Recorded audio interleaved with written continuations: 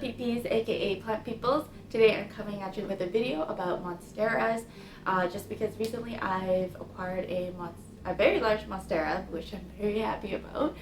So I thought I'd do a quick video. Just a little disclaimer that this information that I'm giving you is all done by research. I'm not a botanist, and just do your own research as well, and just take what I have to say with a grain of salt.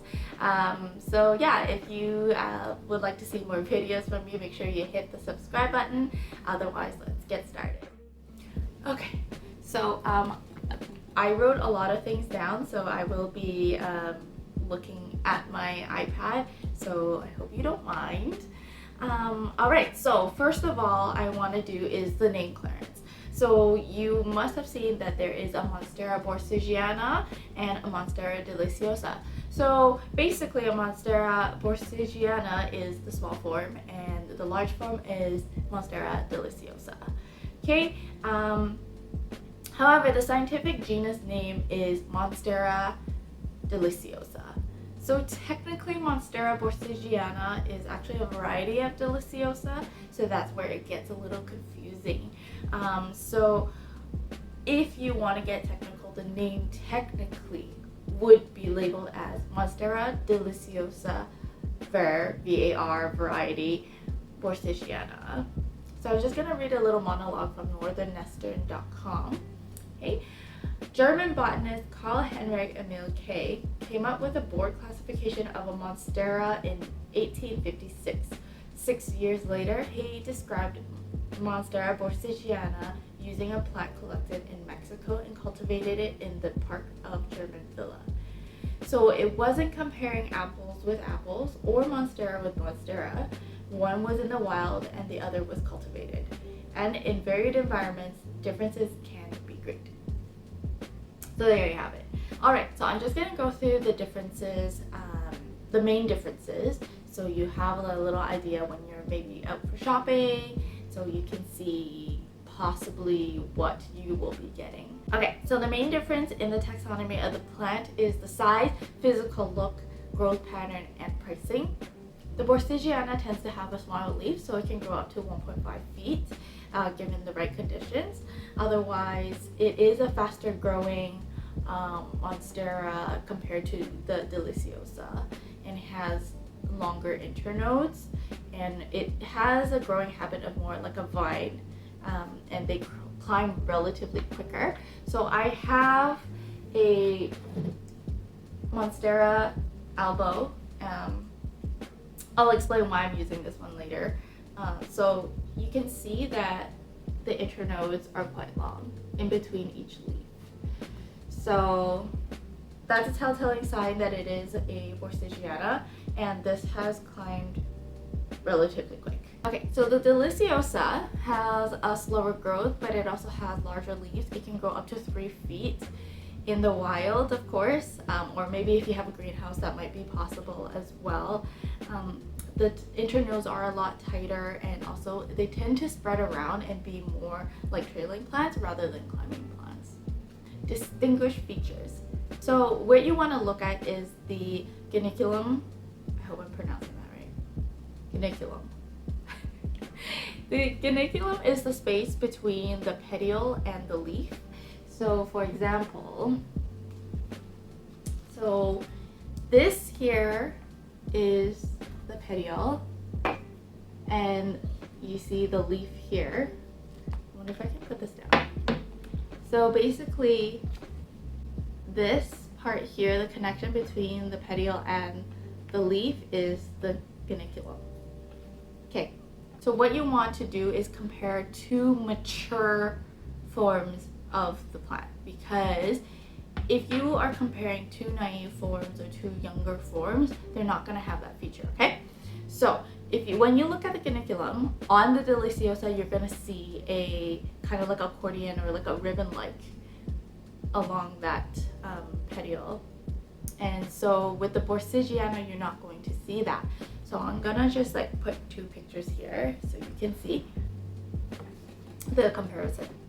So the reason why the deliciosa has that is so that it helps combat movement without snapping off the leaf in the wild, and also it's like muscle to move the leaf towards the light, whereas the borsigiana doesn't have that, and also it has smaller leaves, so it's not really necessary to have those I guess like those muscles. So another distinguished feature is the fenestrations. Everyone is striving for the fenestrations, like the little Swiss cheese look, and so deliciosas will always, like the more mature form will always have that extra line of fenestration around the midrib. So that's like so you have your leaf and then your middle, I guess like, here, let me use this plant. So this is the midrib. These are the outer fenestrations, and then like you have an inner row of fenestrations, which are the holes and the kind of fenestration that everyone wants. Not saying that borsigianas won't produce those mid-rib fenestrations. It could happen, but it won't be as prominent or as often as deliciosas. Deliciosas tend to have more of a rounder leaf, whereas like borsigiana see more of a elongated leaf. Not super noticeable, but if you look closely, you would be able to see that difference. Another thing is that borsigianas will actually come in multiple of varieties. So you have your Monstera albos, those are all borsigiana, Monstera mint, Thai constellation. Actually, I don't know. I was trying to read up about Thai constellation, whether it's actually a Monstera borsigiana, but it grows similar to a deliciosa, and their leaves can get much bigger, so I'm not really sure about that one. I just have to do a little bit more research on that, because the Thai constellation that I have, the internodes are very tight as well. It doesn't grow like my elbow. So yeah, so Monstera borsigiana has lots of varieties in terms of like the coloring and whatnot. Not saying that Monstera, oh my gosh, so much Monstera. Not saying that the Monstera deliciosa will not have any variegations, but they do, but it's hard to come by. It's very, very, very rare to have a deliciosa that's variegated. I also forgot to mention that the price point is different. So for a regular green form, the deliciosa will tend to be a little bit more expensive compared to the borsigiana. Okay, the last portion of this information part is the care. Portion is basically for Monstera in general, so nothing separating from like borsigiana care or deliciosa care. So if it is, then I will kind of specify. If you have a borsigiana, I would recommend you to put it on a pole as soon as it starts vining. So my elbow here, I got it up on a pole quite quickly, and you can see that it's growing very uniformly, quite nice and clean. So I would recommend that, just because these plants tend to grow a little bit more wild if you don't put it up on a pole. And also sizing up with the leaves, you want to do that as well. I've mentioned before in my past videos that I don't know what happened to the fenestration of my plants, because I did get a top cutting, and you know, the first few had fenestrations, and then after it's lost its fenestrations, I've given it light, I've given it fertilizer, I've given it a pole, so I'm kind of out of ideas. So if you guys do have any suggestions, please let me know. And also I want to show you this fat, juicy aerial root that has rooted into the pole. So fat. So in terms of putting up a Monstera deliciosa on a pole, it's up to your discretion, because these plants, like I've said earlier, they're more of a trailing plant. So I would kind of just see when it looks like it wants to climb, but just let it do its thing, do your normal pest inspections and whatnot. Okay, in terms of lighting with these plants, you want to give it a bright indirect light. Reason being is that these plants in the forest, it's covered by the canopy of the forest, so they get filter light all the time. So if you do have direct sunlight, the chances of it burning is higher. So not saying that it would burn, like maybe in like an hour or something, it might be okay. I don't know. I put it in direct bright sunlight, so they're okay. The whites on my variegated monsteras are still white. They're not burnt. So I think that's a good sign. That being said, it is winter, so the amount of light that comes in isn't very strong. So we'll see in the summer. So in terms of temperature, you want to keep your Monstera about 65 to 75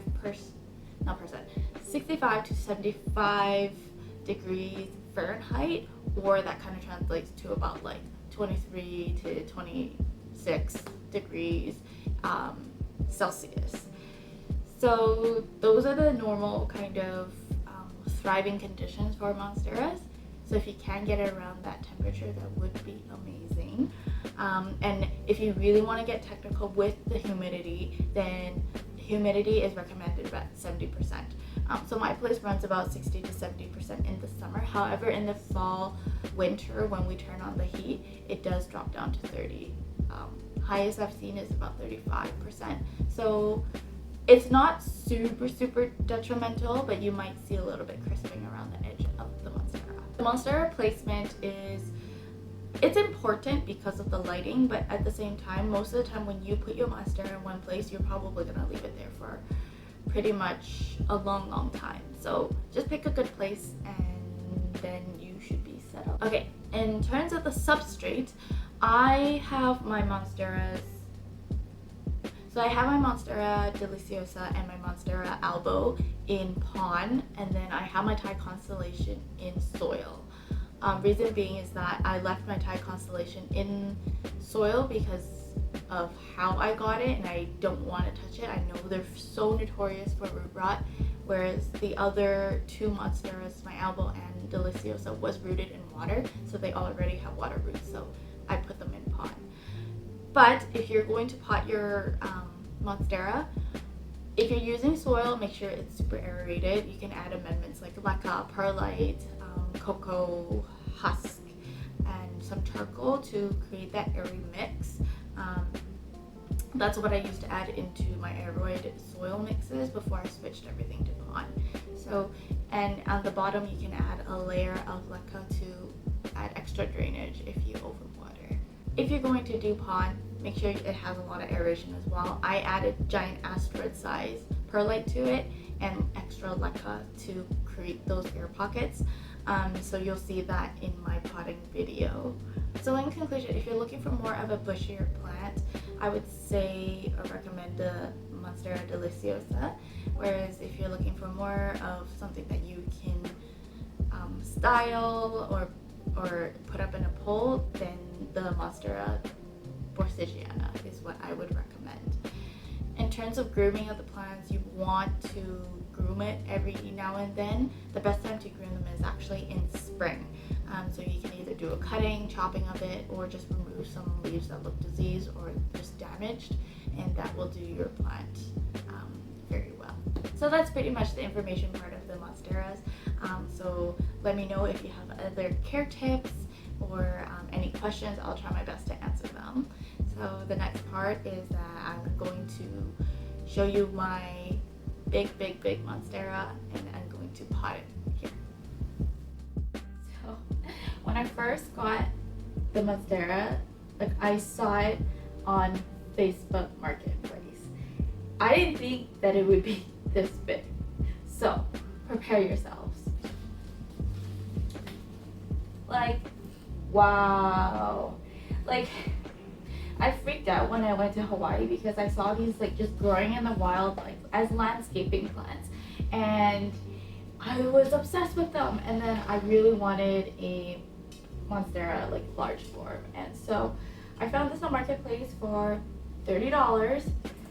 It's a top cut and it's absolutely stunning. Like, this is huge. I don't know where I'm gonna put this, but it looked bigger in the bathtub, to be honest, but I think it'll be okay here. I'm just gonna do some rearranging.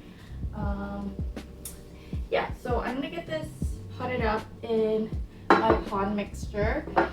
Thankfully, look at this, like, look at this root system. It's crazy. I don't know how long the seller was rooting this Monstera in water, but it's great because it actually lets me put it in pond right away. But look at this. Isn't that crazy? I'm gonna do a close-up for you. Oh my gosh. I wanted this Monstera in this pot or this planter here, but it's clearly way too big, and I want to eventually put it in a pole, on a pole. I can't even talk. I'm just so mesmerized by the size of this thing. I hope it doesn't fall over.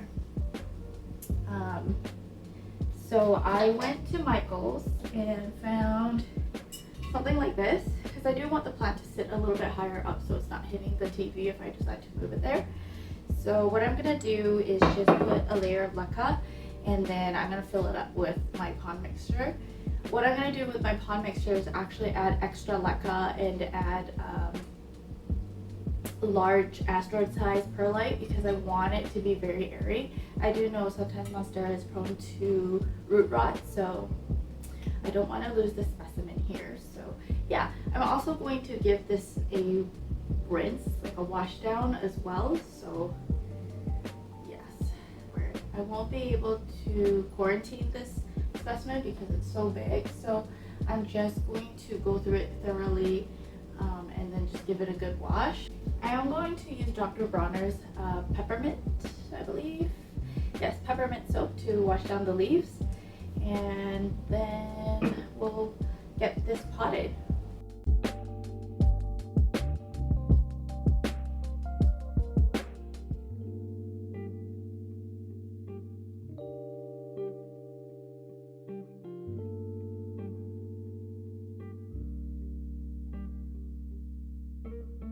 I hope it doesn't fall over.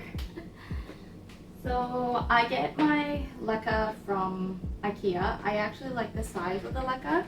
It's got like small one, big ones. It's just overall a good mixture, and it's also very cheap compared to Woodgrow. So, okay. It's very good. It's like a 5-liter bag for like $7, I think.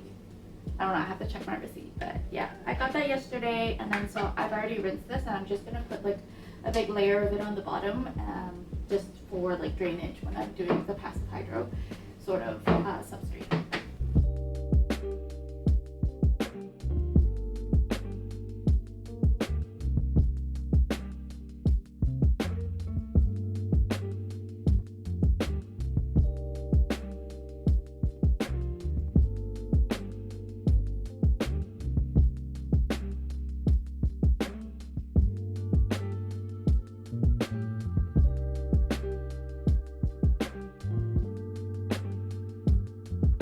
I might actually have to use my whole entire bag. I don't know. Maybe not. Maybe just a little bit more.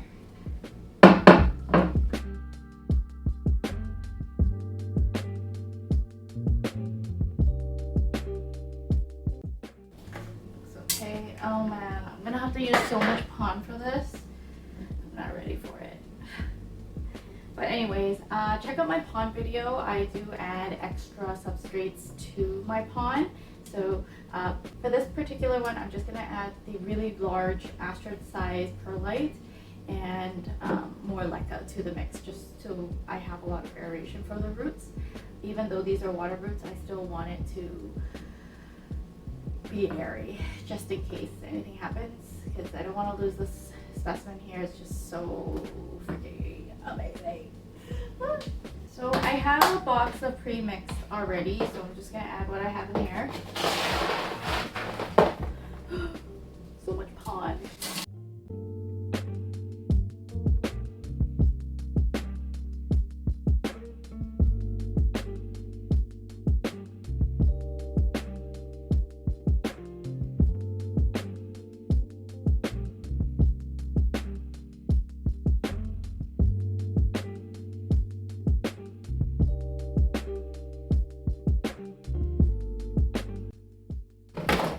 honestly thought I wasn't gonna buy any more pond, but like I think I'm going to need to.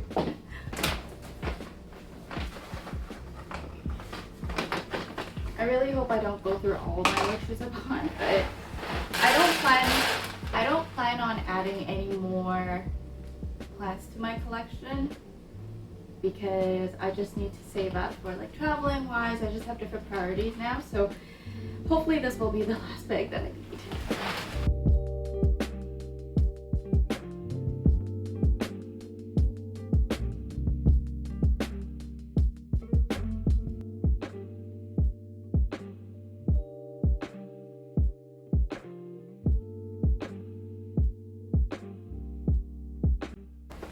So right now, I'm just making the substrate for my Monstera. I'm not making it for my regular plants. And the difference isn't really much. Like I'm just using like the really big asteroid size leca. No, perlite. Yeah.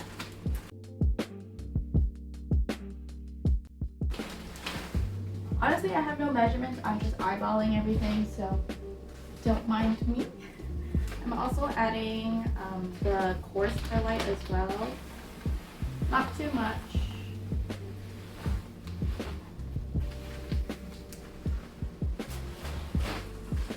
And I got my borsigiana.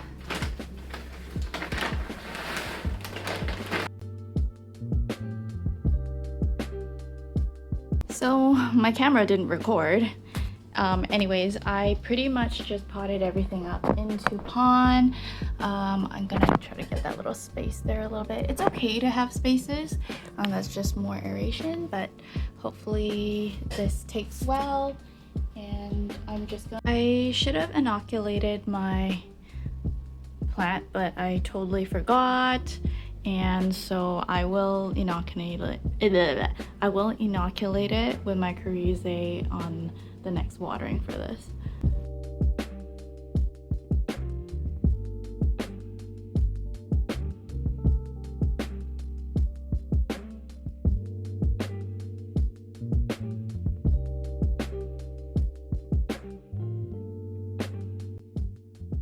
Thank you for supporting me. Make sure you cook. Oh, hello! Breakfast is here! I got Denny's and there's 4 sausages. I don't know if it's extra or we'll order extra, but Denny's. We do. Okay, so I have a stand ordered for the Monstera. I just want it sitting a little bit higher so that it kind of has like, I don't know how you say it, like it kind of comes down because right now it just looks like a huge clusterfuck. So I'm not all about that, and it gives me the heebie-jeebies. But anyways, that concludes my video. Thank you for watching if you made it this far. If you did enjoy it, please don't forget to press the like button, subscribe to me. We're gonna make it to like 1,000 this year. Let's do it. Otherwise, please, if you have any video suggestions, questions, drop it down in the comment box below. I'll try my best to reply if I don't miss it. Otherwise, I hope you had a great, happy new year. Didn't drink too much, hopefully. And I wish you the best in your plant parenthood journey. Hopefully lots of growth this year, successful acclimations, and I will see you in the next one. Bye-bye.